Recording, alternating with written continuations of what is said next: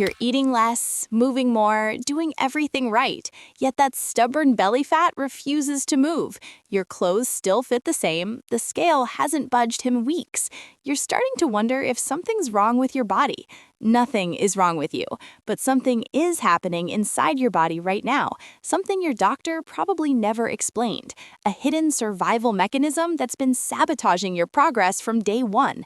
And until you understand exactly how this works, you'll keep struggling, no matter how hard you try. What I'm about to share comes from over 30 years of research and real-world testing with thousands of people, from professional athletes to everyday individuals who finally cracked their fat loss code. This isn't another trendy diet. This is the science your body doesn't want you to know. By the end of this video, you'll understand the 3 mechanisms fighting against your fat loss and the exact protocol to overcome each one. But first, if this is your first time here, I'm glad you found us. We break down complex health science into practical steps you can actually use. Hit that subscribe button and turn on notifications so you don't miss our upcoming videos on metabolism, nutrition, and evidence-based health strategies. Drop a comment below telling us where you're watching from. We read every single one. Now, let's get into this. Here's what most people don't know about fat loss. Your body has an automatic defense system designed to prevent weight loss. This system activates the moment you start eating less. Scientists call it NEAT, non-exercise activity thermogenesis. Let me translate that into plain English. It's all the calories you burn from movement that isn't planned exercise.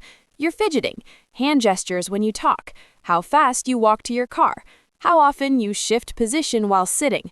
Those tiny, unconscious movements throughout your entire day. Research from Stanford University's School of Medicine tracked people who overate by 1,000 calories daily. Their bodies responded by automatically increasing daily movement, burning an extra 336 calories through fidgeting, pacing, and spontaneous activity. They didn't plan this. Their bodies did it automatically. The opposite happens when you diet. Your body takes its foot off the gas pedal. You move less without realizing it. You walk slower, fidget less, sit more, stand less, and this unconscious slowdown burns 200 to 300 fewer calories per day, completely erasing your calorie deficit. This is why 2 people can eat identical calories and one loses weight while the other doesn't. Their bodies adapted differently. This is why you plateau even when you're doing everything right. Your body adjusted your baseline activity level to match your reduced food intake. That's only part of the problem. There's a second mechanism working against you, adaptive thermoreduction. Your actual metabolic rate, the calories your cells burn at rest, decreases by 50 to 100 calories per day during prolonged calorie restriction. Add decreased movement, 200 to 300 calories, plus decreased metabolic rate, 50 to 100 calories, and you're burning 300 to 400 fewer calories daily than before you started dieting. Your calorie deficit vanished, not because you failed, but because your body adapted to survive. For people with thyroid conditions, this problem intensifies. Clinical hypothyroidism can reduce resting metabolic rate by another 7 to 10%, roughly 100 to 200 additional calories. This is why some people genuinely do have slower metabolisms, but this isn't permanent damage. It's adaptive and it's reversible. Studies from Columbia University's Obesity Research Center have documented this metabolic adaptation extensively. Your body is doing its job, trying to keep you alive during what it perceives as a food shortage. The question is, how do you work with this system instead of fighting it? Now let's address belly fat specifically. I need to tell you something that might frustrate you initially, but will ultimately free you. You cannot target belly fat for removal. No exercise burns belly fat specifically. No food melts it away faster than fat stored elsewhere. Your body decides where it stores fat and where it removes fat based on genetics, hormones, and survival priorities. For most people, especially after age 40, belly fat is the last place your body wants to release stored energy. Why? Because deep visceral fat around your organs represents valuable emergency reserves from an evolutionary standpoint. But here's what you can control: what type of fat accumulates there in the first place. Research from Uppsala University in Sweden compared two groups eating 750 extra calories daily for 7 weeks. One group ate those calories from saturated fat, palm oil. The other ate from polyunsaturated fat, sunflower oil. Both groups gained the same total weight, but the saturated fat group gained significantly more visceral belly fat, the dangerous kind around organs. Your fat sources matter. Saturated fats from fatty cuts of beef, bacon, and butter preferentially become visceral fat. Unsaturated fats from fish, avocados, nuts, and olive oil don't. So what actually works? Let me give you 3 science-backed solutions. Solution 1. Dramatically increase your protein intake. Almost everyone struggling with body fat consumes insufficient protein. This isn't speculation. This pattern appears consistently across research studies, involving thousands of subjects. Your target: 1.6 to 2.2 grams of protein per kilogram of your goal body weight, daily. If your goal weight is 90 kilograms, roughly 200 pounds, you need 144 to 198 grams of protein every single day. Why this specific amount? A comprehensive meta-analysis published in the British Journal of Sports Medicine reviewed 49 studies involving 1,863 participants. Researchers found that 1.6 grams per kilogram represents the threshold where muscle growth and preservation maximize during training. Below this amount, results suffer. Above 2.2 grams provides minimal additional benefit for most people. Protein does 3 things nothing else can replicate. First, it keeps you full. Researchers at the University of Southern California gave subjects an extra 800 to 1,000 calories of pure protein daily. Despite these extra calories, subjects didn't gain fat. Why? The satiety from protein caused them to spontaneously eat less at other meals. Second, protein preserves muscle tissue during fat loss. Every pound of muscle you maintain keeps your metabolic rate higher. Lose muscle while dieting, and your metabolism crashes further. Keep muscle, and you maintain calorie burning capacity. Third, protein itself requires energy to digest. About 25 to 30% of protein calories get burned just breaking it down. This is called the thermic effect of food, and protein has the highest thermic effect of any macronutrient. And here's something that might surprise you. Meal timing and frequency matter far less than hitting your daily total. Studies comparing 3 meals versus 6 meals per day show virtually no difference in muscle growth or fat loss when daily protein totals match. Eat in whatever pattern fits your schedule. Just hit that daily target.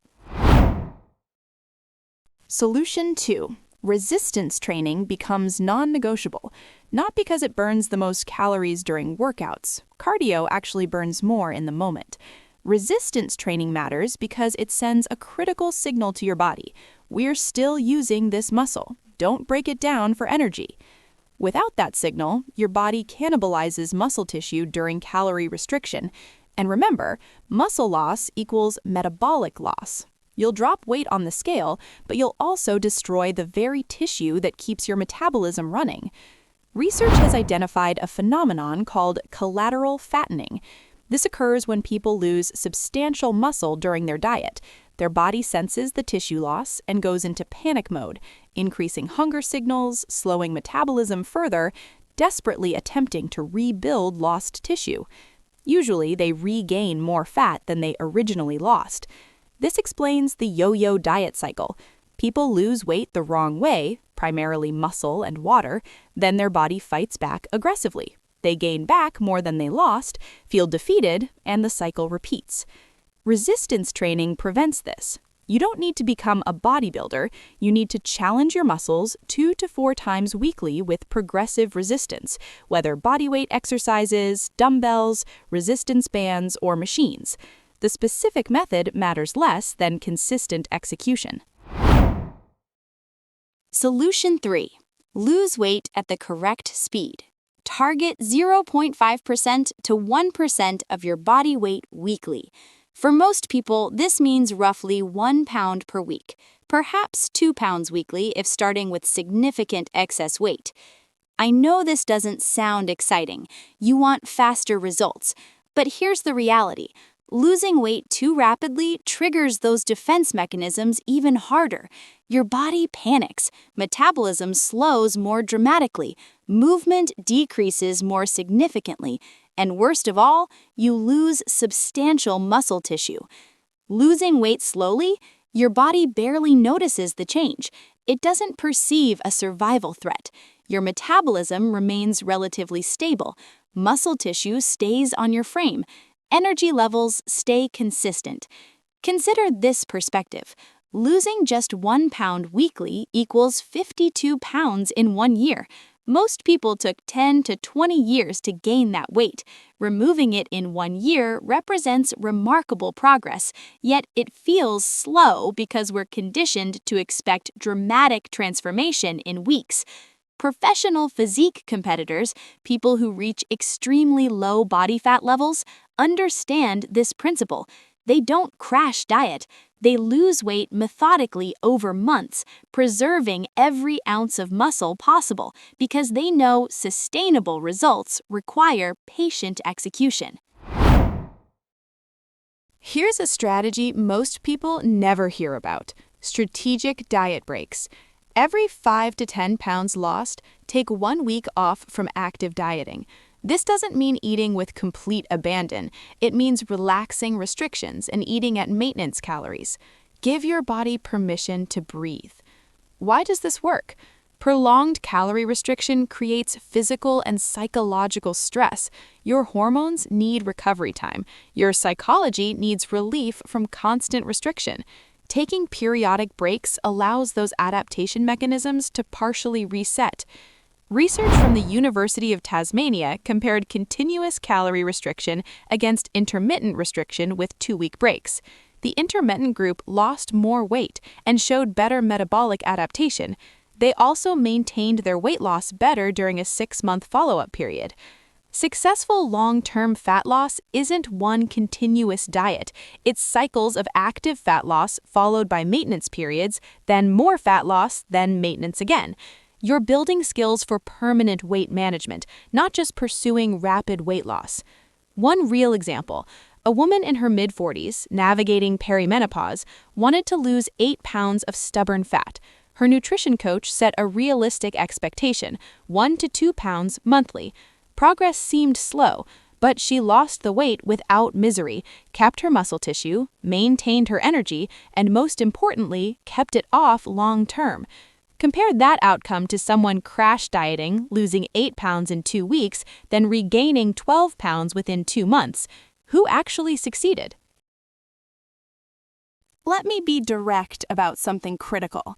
Your fat loss goal must become your top priority, not priority number 3, not something you'll address after work calms down. Priority 1. Professional physique competitors always reach their target within 1% accuracy at competition day, not because they possess superior genetics or faster metabolisms, because their physical goal ranks as their top priority. Everything else organizes around that central objective. You don't need to become a physique competitor, but you must decide, is this goal important enough to reorganize your life around it, even temporarily? With 5 other priorities ranking above your health, you maintain 5 universes of ready excuses to sabotage progress. This doesn't mean neglecting family or career. It means planning meals in advance, training even when tired, saying no to office pastries most days, treating your protein target like a non-negotiable appointment. And let me address realistic expectations. If you're over 40, navigating menopause or perimenopause, or managing thyroid conditions, your progress rate will be slower than someone in their 20s with optimal hormones. That's not unfair. That's biology. but slower progress that's maintained beats rapid progress that disappears. Studies tracking menopausal women found average fat gain of just 3.5 pounds across the entire menopausal transition. Average muscle loss totaled only half a pound. These changes are statistically significant but not insurmountable. People who claim menopause causes inevitable weight gain are wrong. It makes things harder, but not impossible. One final mindset shift that changes everything. Expect plateaus. Welcome them. Your body is designed to reach equilibrium. When you diet, you'll see this pattern repeatedly. Surge, slow, stop. Surge, slow, stop. Each cycle, the surge phase gets shorter and the plateau extends longer. This is normal. This is your body succeeding at its primary job, keeping you alive. Instead of viewing plateaus as failure, see them as maintenance practice. Because here's the ultimate goal, not just losing weight, but keeping it off permanently. Most people can lose weight. Maintaining that loss is where the real challenge lives. When you hit a plateau, that's your opportunity to practice maintaining your new weight. Build the habits that will keep you there. Then, when ready, make another small push downward. This is how successful long-term fat loss works. Not one aggressive diet, but waves of loss and maintenance until you reach your goal and stay there. Let me bring everything together. The real reason you're not losing belly fat, your body fights back by decreasing daily movement by 200 to 300 calories and slowing metabolism by 50 to 100 calories. This 300 to 400 calorie reduction erases most calorie deficits, which is why diets stop working even when you're compliant. Your three-part solution. First, eat 1.6 to 2.2 grams of protein per kilogram of goal body weight daily. This preserves muscle, controls hunger, and prevents metabolic slowdown. Second, perform resistance training 2 to 4 times weekly. This signals your body to maintain muscle tissue and metabolic rate. Third, lose weight slowly, 0.5 to 1% of body weight weekly.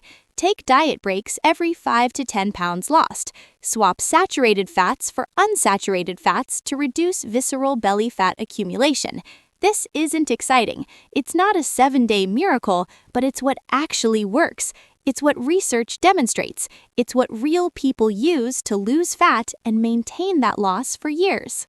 If this video finally helped you understand what's been going wrong, type yes in the comments right now. Let me know this made sense. And if you know someone struggling with their weight, someone who keeps trying and failing, someone who thinks their body is broken, share this video with them. Sometimes we all need to hear the truth explained clearly. Your body isn't working against you, it's trying to protect you. But now you know how to work with it instead of fighting it. Slow progress that lasts beats fast progress that disappears every single time. Thank you for watching. I'll see you in the next video.